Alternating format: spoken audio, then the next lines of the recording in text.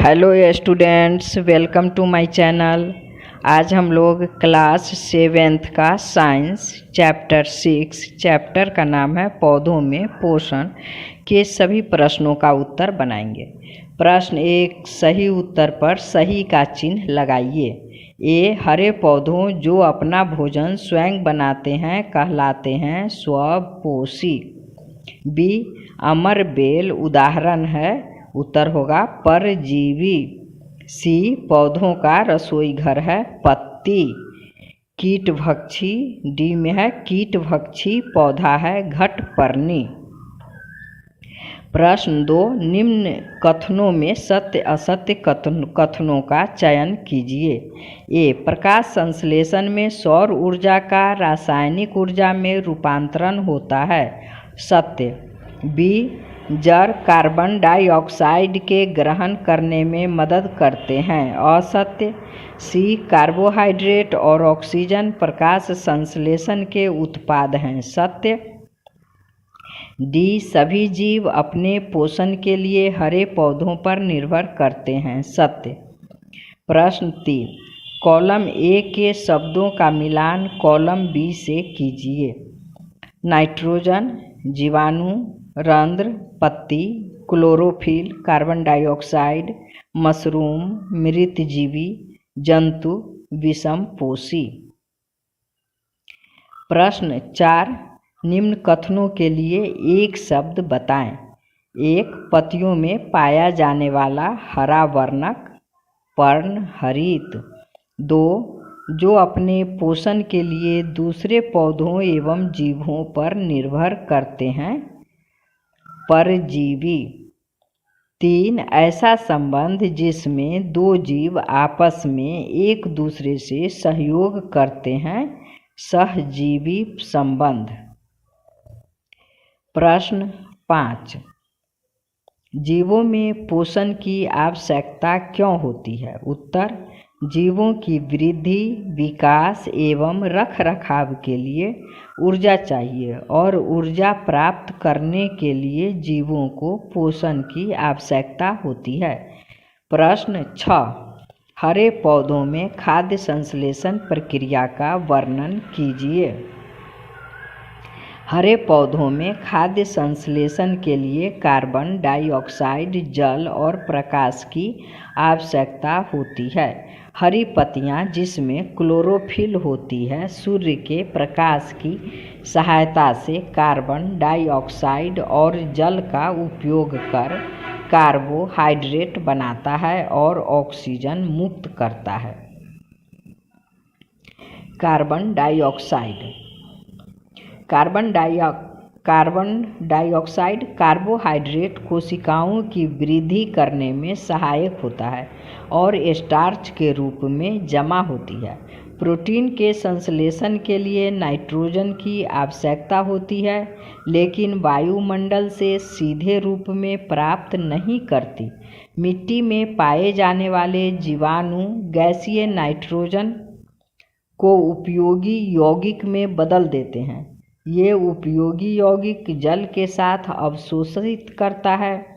पौधों की वृद्धि के लिए प्रोटीन और वसा की आवश्यकता होती है, जो इस प्रक्रिया द्वारा पूरा करता है, अन्यथा बाहर से नाइट्रोजन युक्त उर्वरक का प्रयोग करते हैं जिससे पौधों को नाइट्रोजन प्राप्त हो सके।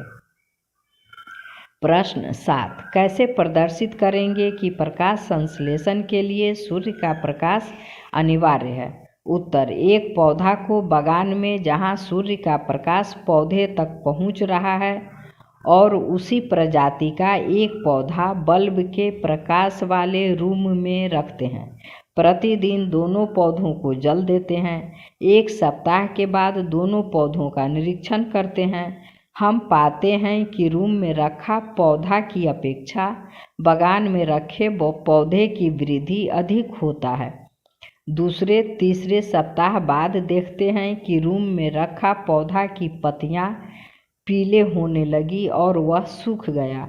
इस प्रकार हम प्रदर्शित कर सकते हैं कि प्रकाश संश्लेषण के लिए सूर्य का प्रकाश होना अनिवार्य है। प्रश्न 8, परिभाषित करें। प्रकाश संश्लेषण। हरे पौधा अपना भोजन स्वयं बनाते हैं। वातावरण से कार्बन डाइऑक्साइड, जल, सूर्य का प्रकाश और हरे पत्तियों में उपस्थित क्लोरोफिल मिलकर अपना भोजन बनाने की प्रक्रिया को प्रकाश संश्लेषण कहते हैं। 2. सहजीवी संबंध। ऐसा संबंध जिसमें एक जीव दूसरे जीव से अपना पोषण प्राप्त करता है तथा बदले में उसे जल, पोषक तत्व और स्वस्थ रहने के लिए स्थान उपलब्ध कराता है। इस प्रकार के संबंध को सहजीवी संबंध कहते हैं। जैसे शैवाल तथा कवक के बीच ऐसा संबंध पाया जाता है। परजीवी। कुछ ऐसे पौधे होते हैं जो दूसरे पौधों से अपना पोषण प्राप्त करते हैं, परजीवी कहलाते हैं। अमरवेल परजीवी पौधा है। 4 में है मृतजीवी। ऐसे पौधे जो मृत या सड़ी गली वस्तुओं की सतह पर अपना पोषण करते हैं, ऐसे पौधे को मृतजीवी कहते हैं, जैसे कवक या फंजाई आदि। प्रश्न 9। मिट्टी में पोषक तत्वों की पुनः पूर्ति कैसे होती है? उत्तर। पौधे मिट्टी से जल, खनिज लवण, पोषक तत्वों आदि का अवशोषण करते हैं। जैसे जैसे पौधे बढ़ते हैं उनमें इन तत्वों की आवश्यकता बढ़ती जाती है। दूसरी ओर मिट्टी में इसकी मात्रा कम होने लगती है। इन पोषक तत्वों की कमी को पूरा करने के लिए खेतों में प्राकृतिक तथा कृत्रिम खाद तो डाले ही जाते हैं, लेकिन पौधे भी इस कमी को पूरा करने में अपनी अहम भूमिका निभाते हैं। पौधे या जीवों के सड़े गले अवशेष भी पुनः चक्रित होकर मिट्टी में पोषक तत्वों की कमी पूरा करते हैं। इस प्रकार मिट्टी में पोषक तत्वों की पुनः पूर्ति होती है। प्रश्न 10। कारण बताइए। लाइकेन में कवक और शैवाल के बीच परस्पर लाभप्रद एवं सहयोगी संबंध होता है। उत्तर। शैवाल मुख्य रूप से जलीय पौधा है। इसमें क्लोरोफिल होता है और वह अपना भोजन स्वयं बनाता है, लेकिन जल, पोषक तत्व और रहने का स्थान उसे उपलब्ध नहीं होता है। कवक में क्लोरोफिल नहीं होता है, ये अपना भोजन स्वयं नहीं बनाता है, इसलिए ये मुख्य रूप से शैवाल पर निर्भर रहते हैं।